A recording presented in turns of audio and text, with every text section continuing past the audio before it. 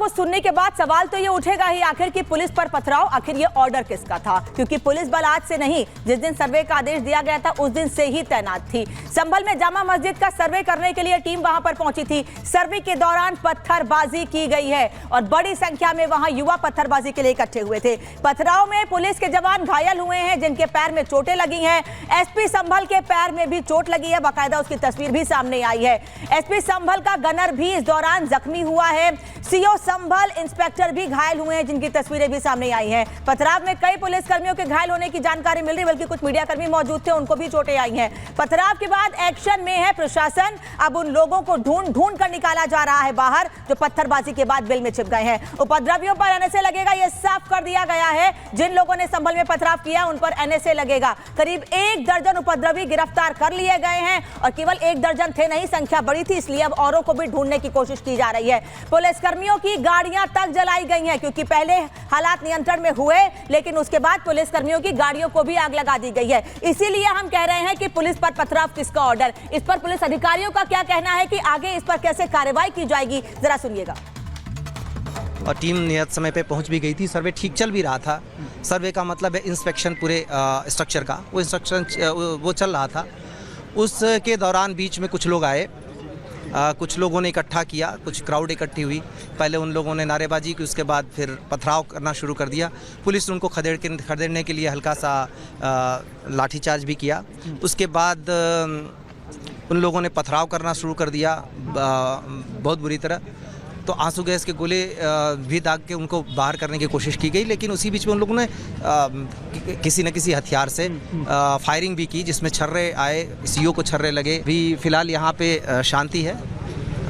जो लोग इसमें शामिल थे, जिन लोगों को डिटेन किया जा सका, यहाँ से भी और वहाँ से भी डिटेन किया गया है और आगे की उनसे पूछताछ की जा रही है, उसके बाद की कार्रवाई की जाएगी। उन सब लोगों को हम आइडेंटिफाई कर रहे हैं। हम लोग इंश्योर करेंगे कि उन सब लोग जो उन्होंने इस कुत्सित प्रयास को किया है, अराजकता फैलाने का प्रयास किया है, पुलिस वालों पे पत्थरबाजी एवं फायरिंग की है, उन सब लोगों को हिरासत में लिया जाएगा, गिरफ्तार किया जाएगा। उन सब लोगों के ऊपर एनएसए की कार्रवाई भी की जाएगी। सर, कितनी गाड़ियों को सर अभी आपके हवाले? आपके सामने देख सकते हैं आप, ये सब गाड़ियाँ हैं जो पुलिस के सब इंस्पेक्टर वगैरह लोग जो ड्यूटी करने आए थे, उन्होंने जामा मस्जिद के परिसर के पास में रोकी थी। उन्होंने उन सब गाड़ी तो अधिकारी ये कह रहे हैं कि जल्दी चिन्हित करके लोगों को कार्रवाई की जाएगी। साहिल इस वक्त संभल से ग्राउंड जीरो से हमारे साथ जुड़े हैं। साहिल, सबसे पहले वहां हालात दिखाइए। अभी सुबह 7 बजे के करीब तो हालात बहुत खराब थे, 11-12 घंटे बाद क्या स्थिति है अभी?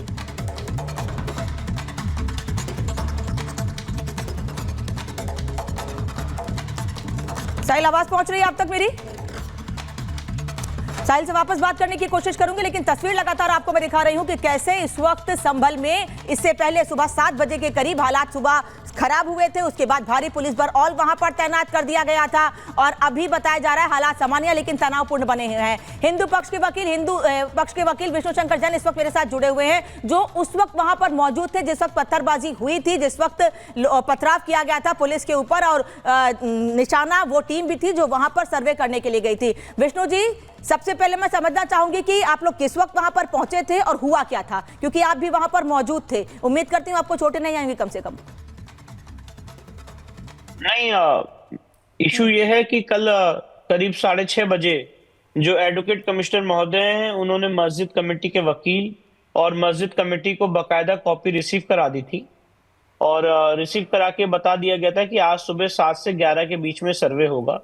हम लोग सुबह 7 बजे ऑन टाइम, इनफैक्ट 6:30 बजे कोतवाली पुलिस स्टेशन पहुंच चुके थे और 7:30 बजे, क्योंकि उनके वकील साहब को आने में लेट हो गया था, तो 7:30 बजे हम लोग यहाँ प्रीमाइस के लिए बढ़े कि सर्वे वहां पे शुरू किया जाए। और सर्वे के दौरान मैं आपको बताना चाहता हूँ, जो मस्जिद कमेटी के लॉयर्स हैं, मस्जिद कमेटी के लोग हैं, 5-6 लोग थे, 3 लॉयर्स थे, वो सारे लोग मौजूद थे। उनकी मौजूदगी में फोटोग्राफी, वीडियोग्राफी शुरू हुई और धीरे धीरे वहां पे आगजनी, स्टोन पेल्टिंग, नारेबाजी, और देखा गया कि बहुत भारी भीड़ ने चारों तरफ से इस स्ट्रक्चर को घेरने की कोशिश, प्रयास किया है। मैंने स्वयं अपनी आंखों से देखा कि पुलिस की गाड़ियों पे भारी मात्रा में खदेड़ा जा रहा था, पथराव किया जा रहा था और स्थिति जो है वो समय पे समय बराबर बेकाबू होती चली जा रही थी।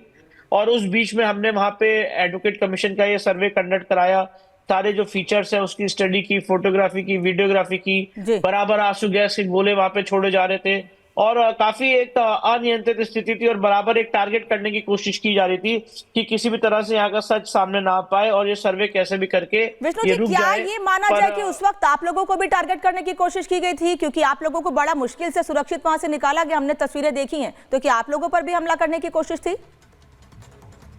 नहीं, बिल्कुल वहां पे उनका पूरा प्लान था कि जो जहां पे सर्वे हो रहा है सारी भीड़ वहीं पे आना चाहती थी।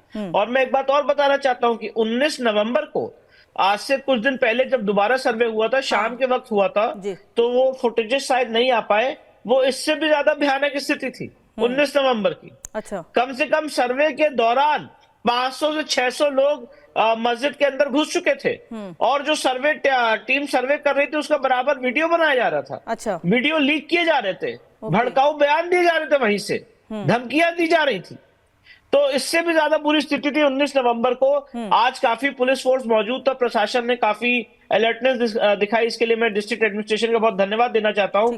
पर मैं ये बताना चाहता हूं कि बहुत बड़ी कॉन्स्पिरेसी है जो आज की घटना हुई है। इसके लिए जो वहां के लोकल पॉलिटिशियंस अपने आप को मानते हैं, मैं ऐसे लोगों को पॉलिटिशियंस नहीं मानता हूं, ये बहुत हद तक जिम्मेदार है। उन्होंने लोगों को भड़काया, उन्होंने लोगों को मिस इन्फॉर्मेशन दी कि मस्जिद कमेटी को कोई इन्फॉर्मेशन नहीं दी गई, उनको कुछ बताया नहीं गया, जो सब रिकॉर्ड के अगेंस्ट है और हमारी मस्जिद खतरे में, ये सारी भड़काऊ बातें की गई। और मैं एक बात और कहना चाहता हूं, इसके ये जितने पत्थर आप देख रही हैं, ये कोई भी पत्थर आधे घंटे में 1 घंटे में इकट्ठा नहीं हो सकता। पहले से तैयारी थी। इसकी प्रॉपर प्लानिंग करके ये सारे पत्थर इकट्ठा करके, और जो गाड़ियों को आग लगाई गई है, कितनी गाड़ियां जलाई गई है, कितने मीडिया कर्मियों को चोटें लगी, घायल हुए, कितने पुलिस कर्मियों को चोटें लगी, घायल हुए।